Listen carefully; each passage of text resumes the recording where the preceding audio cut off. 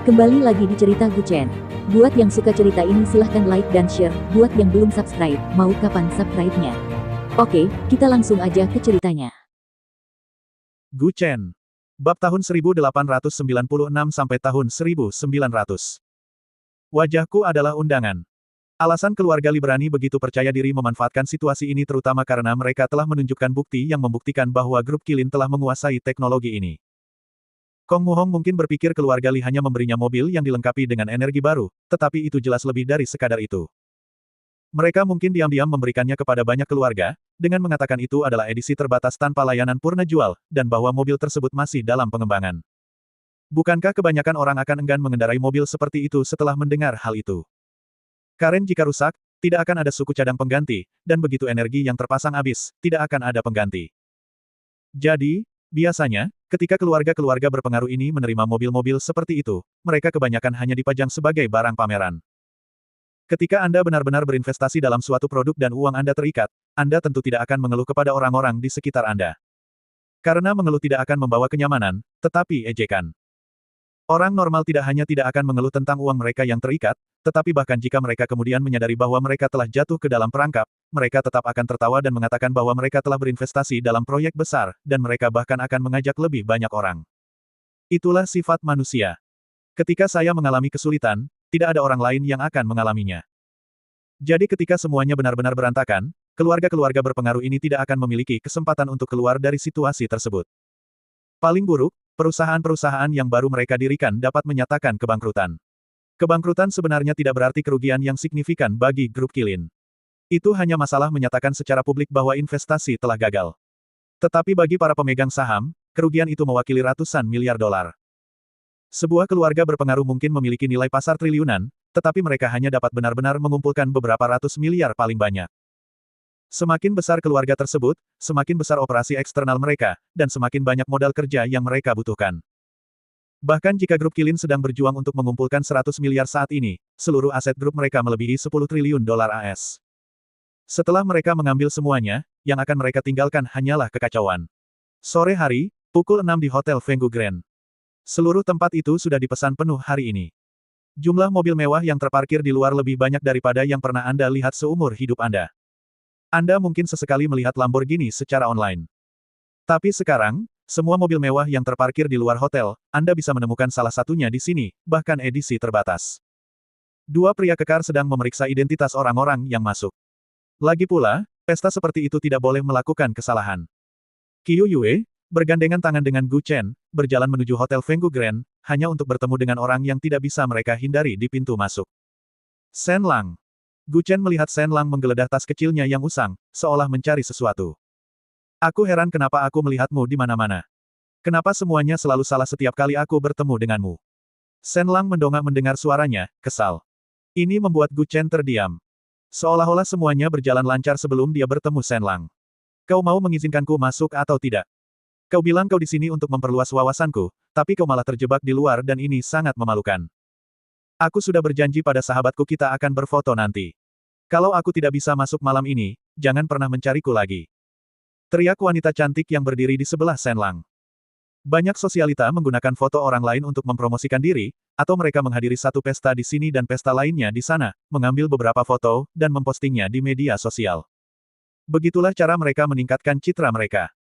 Yang disebut sosialita hanyalah mainan bagi orang kaya dan pada dasarnya tidak akan bergaul dengan sembarang orang. Shen Lang mencari-cari di tasnya lama sekali, mengosongkan semua sakunya, tunggu. Di mana benda itu? Aku jelas-jelas mendapat undangan. Sangat memalukan.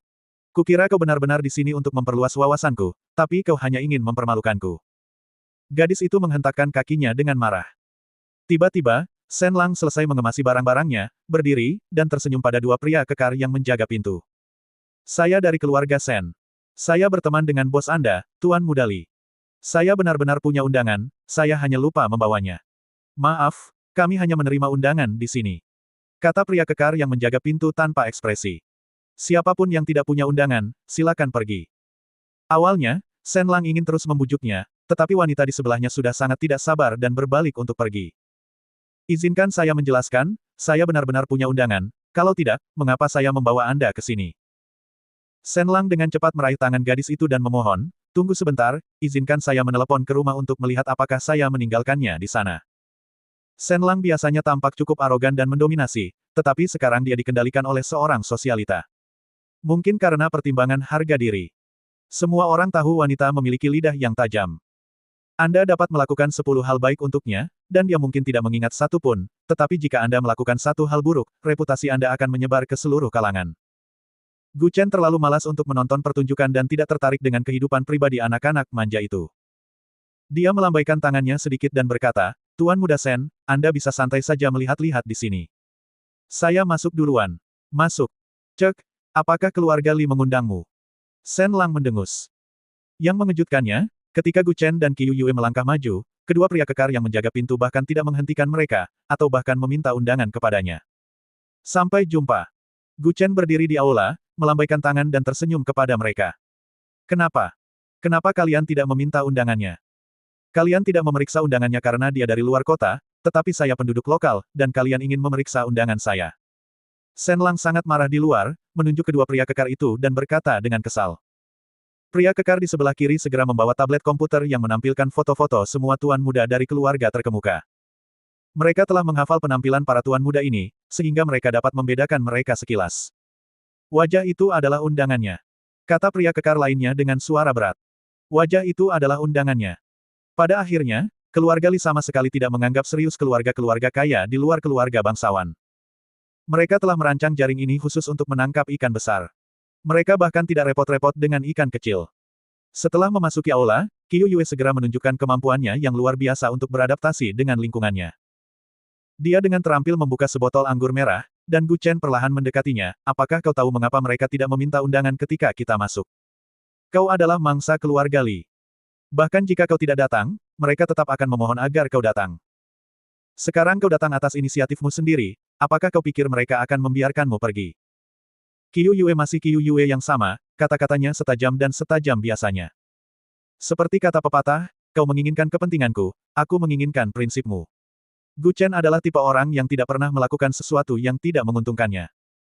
Jika kau ingin memanfaatkannya, sebaiknya kau bersiap untuk kehilangan lebih banyak lagi. Memasuki aula, dia memang melihat banyak orang yang pernah berurusan dengannya sebelumnya.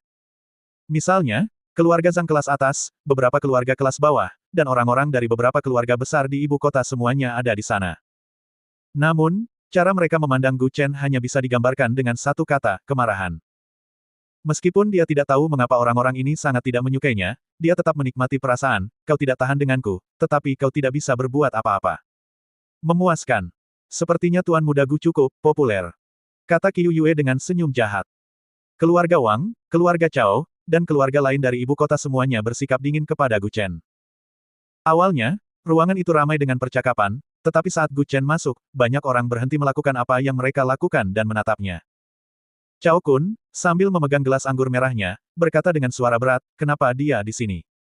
Keluarga Li mengundang semua keluarga kaya dan berpengaruh di seluruh negeri. Tidak mengherankan dia datang. Kata seorang pria berkacamata di sampingnya dengan lembut. Karena grup Kilin menyelenggarakan pertemuan puncak teknologi ini untuk semua orang kaya dan berpengaruh di Xia, tidak masuk akal untuk mengabaikan keluarga Gu. Lagi pula, mereka adalah keluarga yang berpengaruh, dan keluarga Gu sekarang jauh berbeda dari sebelumnya. Meskipun mereka belum mendapatkan kembali kejayaan mereka sebelumnya, mereka telah mencapai setidaknya sepertiga, atau bahkan setengah, dari kekuatan mereka sebelumnya. Jika keluarga Gu sepenuhnya memulihkan kekuatan mereka sebelumnya, tidak ada keluarga di seluruh negeri Xia, tidak ada klan yang berpengaruh, yang mungkin dapat mengendalikan mereka. Di sudut tenggara, Kong Muhong, dikelilingi oleh sekelompok orang, tampaknya merasakan bahwa suasana di aula agak aneh. Suasana tadinya sangat meriah, tetapi tiba-tiba terjadi keheningan mencekam selama sekitar 10 detik. Kong Muhong menerobos kerumunan dan bertemu dengan Gu Chen yang sedang mendekat. Tuan Muda Gu. Saudara Kong. Kedua pria itu serentak mengulurkan tangan mereka, membuat keluarga Chao, Wang, Jiang, dan keluarga besar lainnya terkejut. Mereka dulunya saingan, terutama Gu Chen, yang telah mempermalukan Kong Muhong, membutuhkan investasi miliaran setiap kali. Bagaimana mungkin mereka bisa berjabat tangan dan berdamai? Sebenarnya, Gu Chen dan Kong Muhong sudah terbiasa dengan reaksi seperti ini. Mereka mungkin tidak tahu bahwa kedua orang ini tidak hanya bisa berdamai tetapi juga membahas masalah hati. Bahu mereka berbenturan, dan Kong Muhong berbisik di telinganya sambil terkekeh. Tuan Muda Gu, apakah Anda bertekad untuk bersaing dengan saya untuk mengendalikan perusahaan energi baru ini? Saudara Kong, dengarkan aku, belum terlambat untuk berbalik. Ini mungkin jebakan, jebakan yang sengaja dipasang keluarga Li untuk memancing keluarga lain ke dalamnya. Gu Chen juga membisikkan pengingat di telinganya. Jangan khawatir, aku bukan orang yang bisa dipermainkan. Kong Muhong tersenyum. Keduanya saling bertukar pandang tetapi tidak mengatakan apa-apa lagi. Karena semua orang tahu bahwa begitu keputusan dibuat, tidak mudah untuk menariknya kembali. Kecuali Gu Chen dapat memberikan cukup bukti, orang pasti akan berpikir kau ingin memonopoli proyek ini. Setelah dentingan gelas sederhana, Qiu Yue sepertinya melihat ketidakberdayaan di mata Gu Chen. Kenapa? Kau ditampar. Atau ada seseorang yang kesal karena mereka tidak mendengarkan tuan muda Gu kita. Kapan kau akan berhenti menghinaku di saat-saat seperti ini? Gu Chen berbalik dan menatapnya dengan senyum tanpa kata, kau tahu, dia biasanya tampak begitu pintar, mengapa dia begitu keras kepala kali ini? Kau memaksanya. Aku memaksanya. Qiu Yue mengangkat bahu dan tersenyum, kau pasti tahu buku yang berjudul, Jenius di kiri, Orang Gila di kanan, kan? Maksudmu aku jenius di mata mereka? Gu Chen bertanya dengan curiga. Namun Qiu Yue hanya menggelengkan kepalanya sedikit, tidak, kau gila. Lagi pula, tidak ada jenius yang bisa membangun kembali keluarga Gu dalam waktu sesingkat itu, atau membuka pasar di Jiangsu dalam waktu sesingkat itu dan mencapai hasil yang luar biasa. Seorang jenius hanyalah lawan yang lebih pintar dari orang biasa. Orang gila adalah lawan yang bahkan lebih abnormal daripada seorang jenius. Jadi dia cemas karena dia tahu bahwa dirinya sendiri hanyalah seorang jenius. Ini mungkin pikiran batin Kong Muhong, tetapi dia tidak menyangka akan dijelaskan sejelas itu oleh seorang wanita. Alasan Kong Muhong bersedia mengambil risiko ini adalah karena dia merasa Gu Chen telah melampauinya dengan selisih yang besar.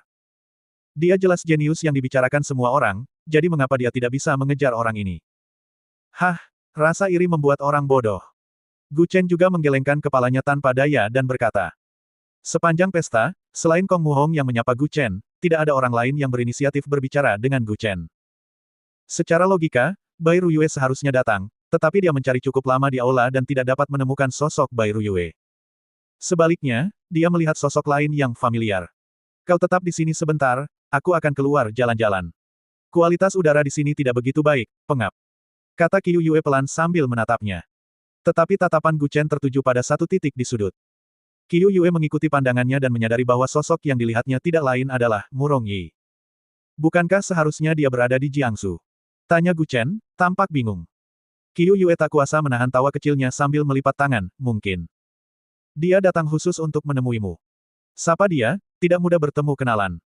Setelah itu, dia berbalik dan berjalan menuju pintu, menepuk bahu Gu Chen. Bukankah tidak pantas jika aku menyapa? Gumam Gu Chen pada dirinya sendiri sambil menggaruk kepalanya. Dalam hal hubungan, selain Kong Muhong, mungkin hanya kakak iparnya yang akan memperhatikannya. Dia tidak ingin menyapa orang lain, dan dia juga tidak ingin mengambil risiko diabaikan. Bahkan jika Murong Yi mengabaikannya, itu tidak masalah. Setidaknya dia keluarga, jadi tidak akan terlalu memalukan. Tepat ketika dia hendak mendekati Murong Yi, beberapa orang berjalan ke arahnya.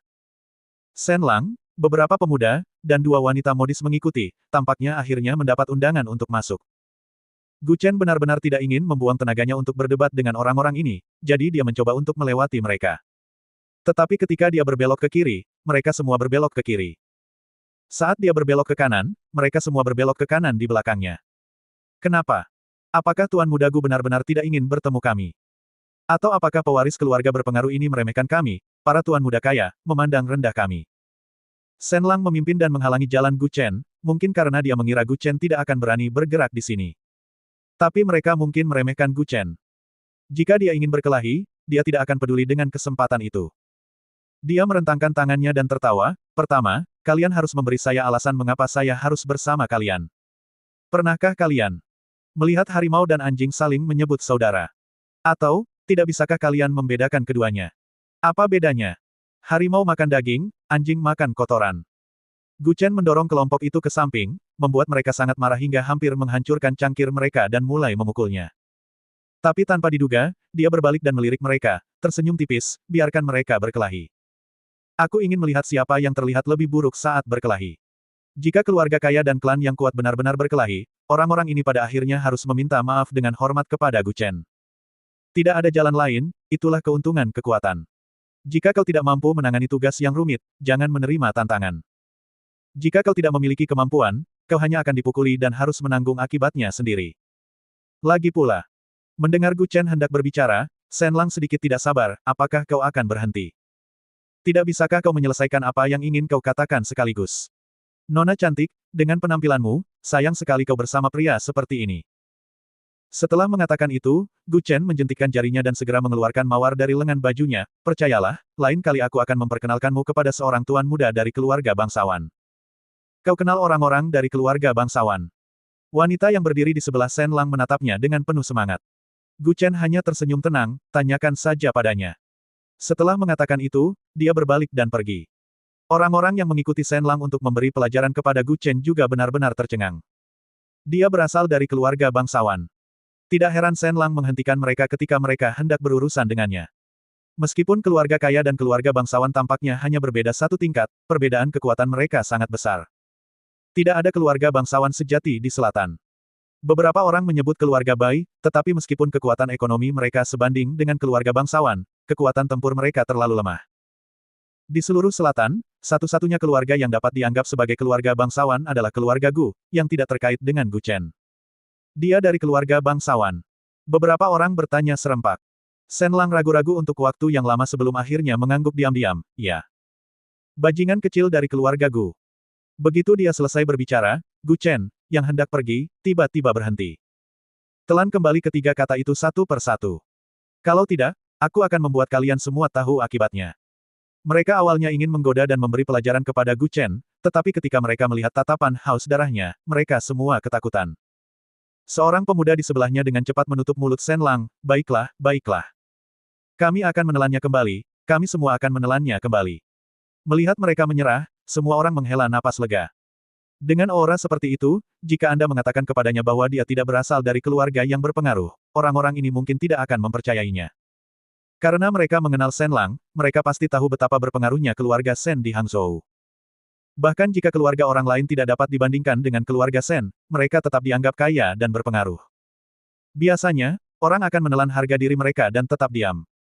Orang dewasa jarang menimbulkan masalah hanya karena satu kata kecuali mereka memiliki kekuatan untuk menghancurkan keluarga kaya. Setelah menghabiskan beberapa waktu dengan orang-orang ini, Gu Chen akhirnya berjalan menuju arah Murong Yi tadi berada, hanya untuk menemukan bahwa dia sudah pergi. Aneh, dia baru saja di sini. Gu Chen melihat sekeliling dan bergumam bingung. Pesta ini adalah kesempatan bagi keluarga Li untuk mengenal para pengkhianat, mereka istilah untuk investor yang mudah dieksploitasi, karena apakah grup Kilin menghasilkan uang tahun ini bergantung pada seberapa kuat para pengkhianat ini. Banyak orang berkumpul di satu arah, yang jelas menunjukkan bahwa seseorang dari keluarga Li telah datang untuk menunjukkan diri. Namun Gu Chen masih berdiri di tempat Murong Yi tadi berdiri, tenggelam dalam pikirannya. Ia berpikir akhirnya ia akan terbebas dari rasa canggung, setidaknya ia akan punya seseorang untuk diajak bicara, meskipun mereka hanya mengolok-oloknya. Ia bahkan mempertimbangkan apakah akan keluar atau mencari Qiu Yue, tetapi tiba-tiba sebuah suara datang dari belakangnya. Apakah kau mencariku? Gu Chen berbalik tiba-tiba mendengar suara itu dan melihat Murong Yi berdiri di depannya dengan senyum di wajahnya. Entah mengapa, ketika ia bertemu dengan kakak iparnya, ia selalu merasa wanita ini sangat menyebalkan, dan mengapa ia selalu tampak tidak menyukainya. Tapi sekarang ia tidak merasa seperti itu lagi. Bahkan jika ia tidak menyukainya, itu masih jauh lebih baik daripada perlakuan dingin dari orang-orang ini. Kakak. Gu Chen awalnya ingin memanggilnya kakak ipar, tetapi ia dengan cepat menelan sisa kalimatnya. Kakak apa? Murong Yi menyipitkan mata padanya dan bertanya dengan suara berat. Gu Chen tersenyum canggung, Nona Murong, apa yang Anda lakukan di sini? Apakah Anda pikir Anda satu-satunya orang kaya di seluruh kerajaan Xia? Keluarga Murong kami adalah kekuatan besar di utara. Apakah Anda pikir Anda bisa mengabaikan kami begitu saja? Pertanyaan ini sama konyolnya dengan menanyakan pekerjaan tukang reparasi AC. Tapi Gu Chen mengatakan ini semata-mata untuk meredakan suasana canggung. Di ujung aula yang lain, Li Enjun tiba lebih dulu dari yang lain, menarik perhatian mereka. Begitu melihatnya, kerumunan orang mengerumuninya. Penampilannya lumayan. Tidak seheboh dalam novel, tidak setiap tuan muda kaya terlihat seperti keluar dari buku komik. Namun, penampilannya cukup biasa, memberikan kesan bersih dan rapi. Sapaan pertama Li Enjun jelas ditujukan kepada keluarga Wang, mengingat koneksi mereka di puncak dan latar belakang mereka yang kuat. Kemudian ia berbincang ramah dengan putra-putra keluarga Kong, Chao, Jiang, dan Long, di antara yang lain. Semua orang penasaran kapan kendaraan energi baru, Fei, akan diluncurkan. Ia tidak berani memberikan jawaban langsung, hanya mengatakan bahwa teknologi tersebut masih dalam penelitian dan mereka akan memamerkan teknologi tercanggih mereka di pameran otomotif negara Xia akhir tahun ini. Kerumunan orang tidak mengerti, tetapi mereka menduga bahwa grup Kilin adalah perusahaan besar dan kuat, jadi mereka tidak akan berbohong. Meskipun mereka ragu, pemasaran mereka tidak dapat disangkal efektif. Banyak hal yang bersifat sementara, seperti banyak program perangkat lunak. Pada awalnya, ini adalah pertarungan para raksasa, tetapi kemudian mereka secara tak terduga gagal. Bagaimanapun, ini bisnis. Kehilangan uang adalah hal yang wajar, terutama karena kekuatan sebenarnya berada di tangan grup Kilin. Ayo, mari kita semua bersulang untuk Tuan Muda Li. Kita akan mengandalkan keluarga Li untuk menghasilkan uang di masa depan. Cao Kun mengangkat gelasnya dan berkata kepada semua orang. Li Enjun bersikap sopan, mengangkat gelasnya sebagai tanda hormat, baiklah. Jangan khawatir, semua orang yang berbisnis dengan grup Kilin kita menghasilkan uang. Kalian semua tahu kekuatan keluarga Li. Saat ini, di lantai 2 aula, terdapat tangga spiral.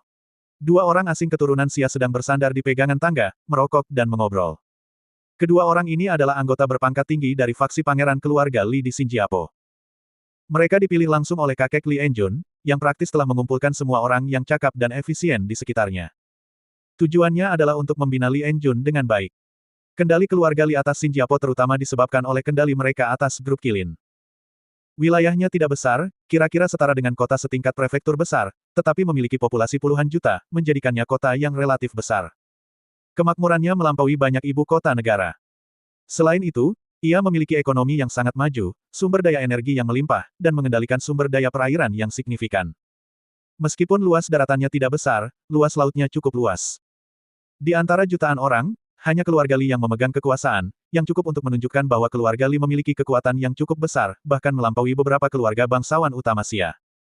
Keluarga sebesar itu akan menghadapi masalah yang sangat serius jika mereka tidak memilih penerus yang baik. Tidak hanya posisi mereka di Xinjiapo yang bisa digulingkan, tetapi keluarga Li juga mungkin kehilangan kendali atas grup Kilin. Mereka semua menginginkan energi baru, Fei, ini, sungguh menggelikan. Bagaimana mungkin orang-orang di negara Xia ini memiliki IQ yang begitu rendah? Apakah mereka semua tahu bahwa menghasilkan uang dari orang-orang negara Xia adalah hal termudah untuk dilakukan? Yang perlu Anda lakukan hanyalah menciptakan sensasi. Seorang pria botak dan kekar tertawa kecil sambil merokok. Meskipun mereka bukan lagi warga negara Xia, mereka masih berbicara dengan aksen Hakka yang khas dari pesisir Tiongkok. Konon Xinjiapo adalah tempat para pedagang kaya melarikan diri bersama keluarga mereka selama perang dinasti Ming.